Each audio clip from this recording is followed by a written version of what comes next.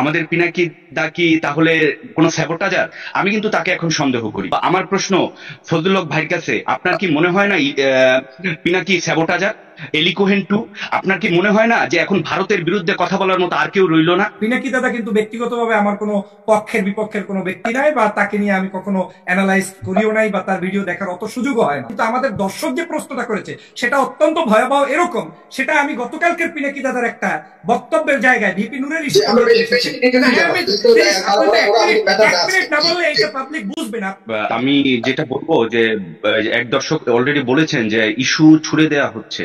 আসলে কি ইস্যু ছুড়ে দেওয়া হচ্ছে না? এখন দেখেন এই যে দুর্নীতি আবেদালি যারা আসতেছে, এদের মাধ্যমে কি আমাদেরকে ব্যস্ত করে রাখা হইতেছে? বাংলাদেশের উপর দিয়ে যে ট্রেন যাচ্ছে, বাংলাদেশের যে রিজার্ভ প্রায় শূন্য, এই বিষয়গুলো থেকে কি জনগণ এবং জাতির দৃষ্টি সরিয়ে রাখা হচ্ছে কিনা ডক্টর ফয়জুল হক স্যার যদি বলতেন। আরেকটা বিষয় হচ্ছে যে যে মোদি 21 সালে বাংলাদেশে আসার আমি পর। আমার একটা প্রশ্ন, আমি যদি আলোচক নই, তারপর আমার একটা খুব জানবার আছে, মানে সরকারে কি আপনাদেরকে নির্ধারণ করে দেবে যে আপনার কোনটা নিয়ে ব্যস্ত থাকবেন, কোনটা তাহলে আপনাদের এখানে সফলতা কোথায় একটু জানতে পারি? সরকার যেটা করবে এটার মধ্যে যদি আপনারা থাকেন, তাহলে আপনারা এখানে সরকারকে দোষ দেবেন না। বরং আপনারা যদি ব্যস্ত রাখতেন মানুষকে, তখন এটা সরকার বরং বরং এটার উপরে ইয়ে করতে, টানাটানি করতে, একটা টানাটানি পর্যায়ে আপনারা সবসময় এসে বড় সরকার ইস্যু বানিয়েছে, তো ইস্যুতে আপনারা নামছে, আপনারা ইস্যু বানান, আপনারা ইস্যু বানিয়ে মানুষকে আপনাদের পাশে নেন, সরকারকে কেন এখানে আপনারা দায় দিচ্ছেন? এটা আমার মানে কমন একটা সেন্স থেকে প্রশ্ন আসে, যাই না, ঠিক আছে বলুন। হ্যাঁ, তাহলে আমি একটু সংক্ষিপ্ত উত্তর দিই যে আমি যখন ইন্টারমিডিয়েটে পড়তাম তখন সাইকোলজিতে একটা কথা ছিল উদ্দীপক প্রতিক্রিয়া। আপনাকে উদ্দীপক দেয়াই হবে এরকম যে আপনি প্রতিক্রিয়া দিতে বাধ্য হবেন, এখানে কিছু করার নেই।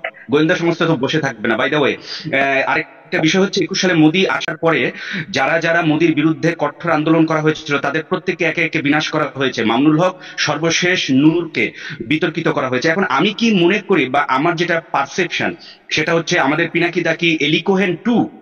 আমাদের পিনাকি দা কি তাহলে কোনো স্যাবোটাজার? আমি কিন্তু তাকে এখন সন্দেহ করি। আমি জি, ধন্যবাদ। সাগর ভাই এইটার আনসারটা একটু দিয়ে যাই, আপনি যদি অ্যালাউ করেন আমি একটু এরকম বলে মানে দিই। আমি এটা বুঝিনি, আরেকটু বলবেন, না বলবেন বলবেন, উনি আরেকটু বিস্তারিত মানে স্যাবোটাজার বলতে কি, এই হঠাৎ করে এই প্রসঙ্গটি আপনি আনলেন করেন, আজকে তো এইসব নিয়ে কথা হচ্ছে না, তারপরে আপনি যেহেতু বলেছেন, কি ব্যাপারটা আপনি কি বলতে চাচ্ছেন স্পষ্টভাবে? উনি তো দায়িত্ব পালন করছে, এলি কোহেনের হিস্ট্রিটা 1900, এলি কোহেন আমাদের মাঝে মিশে ছিল, বা ইন্ডিয়ার গোয়েন্দাও আমাদের পাকিস্তানে মিশে ছিল। এবং আপনার বর্তমান যে গোয়েন্দা প্রধান, যে উনিও পাকিস্তানে মুসলিম বেশি ছিলেন। তো আমাদের এখন ভারতের বিরুদ্ধে যারা অখণ্ড ভারতের বিরুদ্ধে বোল্ড ভোকাল ছিল, এক মামুনুল হক আল্লামা, তাকে সিরাজউদ্দৌলার মতো মেয়ে দিয়ে ফাঁসানো হলো। দুই নুরুল হক নূর, তাকেও এখন ইসরায়েল ইস্যু দিয়ে ফাঁসানো হলো। এই জায়গায় আমি একটা কোট আনকোট করে যাই যে হামাস প্রতিষ্ঠার সময়ও ইসরায়েলের মোসাদের সাথে হামাস প্রধানের মিটিং হয়েছিল। এর মানে হামাস ইজ নট দ্য এলাই অফ মোসাদ। এখন আমাদেরকে মোরালি যারা এন্টি ইন্ডিয়া প্রাইম ভোকাল তাদেরকে ডিস্ট্রয় করে দেওয়া হলো। আমার প্রশ্ন ফজলুল হক ভাইয়ের কাছে, আপনার কি মনে হয় না পিনাকি স্যাবোটাজার? এলি কোহেন টু, আপনার কি মনে হয় না যে এখন ভারতের বিরুদ্ধে কথা বলার মতো আর কেউ রইল না? আসসালামু আলাইকুম। সম্মানিত ইশতিয়াক আহমেদ ভাইয়ের এই প্রশ্নটাকে কোনোভাবে এড়িয়ে যাওয়ার সুযোগ নেই। এখন সমস্যাটা হচ্ছে বাংলাদেশে এমন ভাবে আওয়ামী লীগ ঘেরে বসেছে যে কে আপনার পক্ষের শক্তি কে আপনার বিপক্ষের শক্তি এটাও বোঝা মুশকিল হয়ে দাঁড়িয়েছে। তারা এভাবেই কিছু লোক তৈরি করছে যেই লোকগুলোকে দিয়ে এমন একটা সময় আপনার বিপক্ষে কথা বলাবে, আপনাদের লোকগুলোকে ভেঙে চুরে দিবে। তার পরিকল্পনার অংশ হিসেবে এই ধরনের কাজ চলমান থাকতে পারে। যেমন উনি উল্লেখ করেছেন যে পিনাকি দাদা কিন্তু ব্যক্তিগতভাবে আমার কোনো পক্ষের বিপক্ষের কোনো ব্যক্তি নাই, বা তাকে নিয়ে আমি কখনো অ্যানালাইজ করিও নাই, বা তার ভিডিও দেখার অত সুযোগও হয় না। তবে আমি এতটুকু জানি, আপনাদের পক্ষের লোকই, আপনাদের না পক্ষে আমি পক্ষের পক্ষ না, আমি কখনো আমি বেশি পক্ষে দেখি। বলতে, সাগর ভাই পক্ষের বলতে তো অনেক কিছু, পক্ষে তো আমাদের ওই করবি আপাও তো অন কাইন্ড অফ পক্ষে, কারণ তিনি তো আমাকে উদাহরণ দিয়ে বলে গেলেন যে জামাতের এমপি কে বানিয়ে দিয়েছে আওয়ামী লীগের লোক। তো আওয়ামী লীগের লোক সেও তো আমার পক্ষেই, একজন লোককে বানিয়ে দিয়েছে, এটা ভালো কাজ করেছে না? বাংলাদেশে এটা বোঝা মুশকিল হয়ে দাঁড়িয়েছে, যে কারণে সেটা হচ্ছে যেমন পিনাকি দাদার উৎপত্তি হয়েছে সিপিডি দল করে, এবং 2013 সালের যে বাংলাদেশে যত যুদ্ধাপরাধীর ফাঁসি হয়েছে তার 10% যারা যদি বড় ধরনের ভূমিকা পালন করে তার মধ্যে ওয়ান অফ দেম হচ্ছে তিনি।